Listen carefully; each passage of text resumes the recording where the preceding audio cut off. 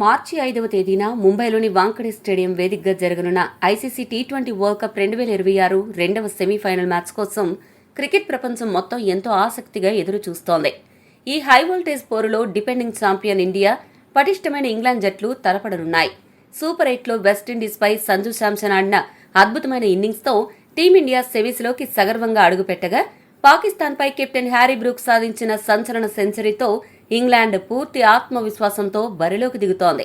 Final berth కోసం ఇరు జట్లు తమ సర్వశక్తులు ఒడ్డనున్న ఈ తరుణంలో మ్యాచ్కు ముందు ఇంగ్లాండ్ కెప్టెన్ హ్యారీ బ్రూక్ మీడియాతో చేసిన ఆసక్తికరమైన వ్యాఖ్యలు ఇప్పుడు క్రీడా వర్గాల్లో చర్చనీయాంశంగా మారాయి. టీమిండియా సామర్థ్యం గురించి హ్యారీ బ్రూక్ మాట్లాడుతూ, భారత్ జట్టు సాధారణంగానే చాలా ప్రమాదకరమైనదని, ఇక సొంత గడ్డపై వారిని ఎదుర్కోవడం ఎంత కష్టమో ప్రత్యేకంగా చెప్పాల్సిన అవసరం లేదని ప్రశంసించాడు. భారత జట్టులో ఉన్న అతిపెద్ద బలం వారి మ్యాచ్ విన్నర్లేనని అతను కుండబద్దలు గుట్టాడు.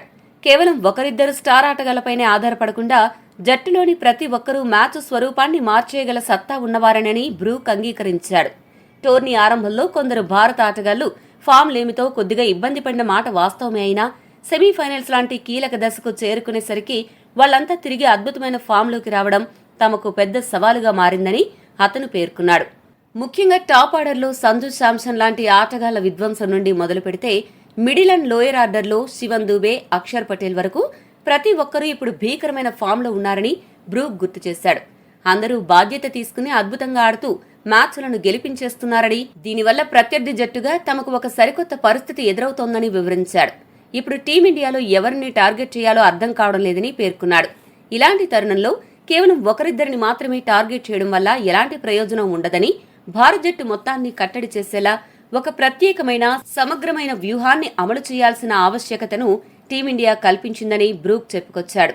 ఈ సవాళ్లను అధిగమించేందుకు ఇంగ్లాండ్ జట్టు పూర్తి సన్నద్ధతతో ఉందని హ్యారీ బ్రూక్ ధీమా వ్యక్తం చేశాడు.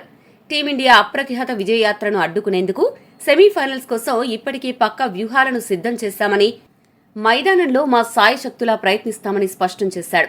ఫైనల్స్ కు చేరుకోవడమే తమ ఏకైక లక్ష్యమని తేల్చి చెప్పాడు.